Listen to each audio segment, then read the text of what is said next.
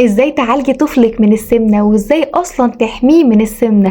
واحدة من اهم الحاجات اللي بتحل الموضوع ده فعلا بشكل جذري ومش واخدة حقها هي البيرنتس رول موديل، ان الاب والام هم الرول موديل بتوع الطفل. في حاجات مشهورة زي ان الدكتور بيطلع ابنه دكتور، المهندس بيطلع ابنه مهندس، المدرس بيطلع ابنه مدرس، وهكذا. كل ده ليه؟ لان الطفل بيطلع في بيئة هو بيألف الشغلانة دي او بيألف الحاجات اللي بيشوفها من العيلة، فبالنسبة له دي حاجة اللي هو عايزها وعايز يكمل بيها، وده اللي بيحصل بنسبة كبيرة جدا. بنفس المنطق ده الاكل وثقافة الاكل، لازم الطفل يشوف الاب والام هم الرول موديل بتوعه في الاكل ويكتسب منهم هم العادات الصح والثقافة الصح في الاكل. لان الاطفال بتقلد، هو بيشوف بابا وماما لما بينزلوا السوبر ماركت بيصرفوا فلوسهم في ايه، بيشتروا ايه اولوياتهم في شراء الاكل، وبالتالي بيطلع زيهم. فلو انت الام في البيت وطفلك شايفك ان كل ما بيبقى فيه مناسبة الام بتنتهزها وتطلب فيها بيتزا او تطلب فرايد تشيكن او اي اكل نوت هيلثي ما ينفعش ان هو يتاكل بشكل مستمر، اطفالك هتكون نفس الثقافه عن الاكل وهتدور على نفس الاكل وهترفض باقي الاكل وهتدور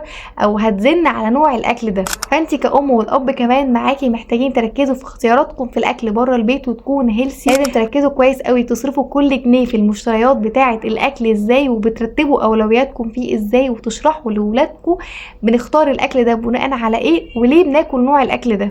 محتاجين توعوهم بشكل مستمر عن اهميه الاكل وليه كل اكله احنا بناكلها وفايدتها ايه وقد ايه هي جميله ومفيده. واخيرا لو انتوا ضعفتوا وطلبتوا حاجه فعلا الاطفال مش المفروض ان هي تاكلها، علموهم ان الحاجه دي غلط واشرحوا لهم ان انتوا فعلا ضعفتوا وان انتوا اخطاتوا ان انتوا طلبتوا ده، وان انتوا بتحاولوا تشتغلوا على نفسكم وتبطلوا السلوك ده من الاكل. وده مهم جدا علشان هم كمان كاطفال يتعلموا ازاي يجاهدوا نفسهم ويتحكموا في نفسهم في اختياراتهم للاكل ويختاروا فعلا الاصح والمناسب ليهم. الموضوع صعب انا عارفه، بس زي ما بنهتم في الصلاه وبنهتم بالتعليم وبنهتم بحاجات تانية كتير، محتاجين جدا نهتم بالاكل، لان الاكل بيأثر على الصحه.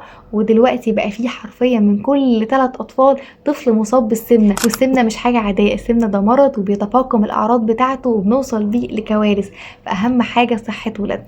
وبس كده، انا دكتور ندى عادل، اشوفكم الفيديو الجاي، سلام.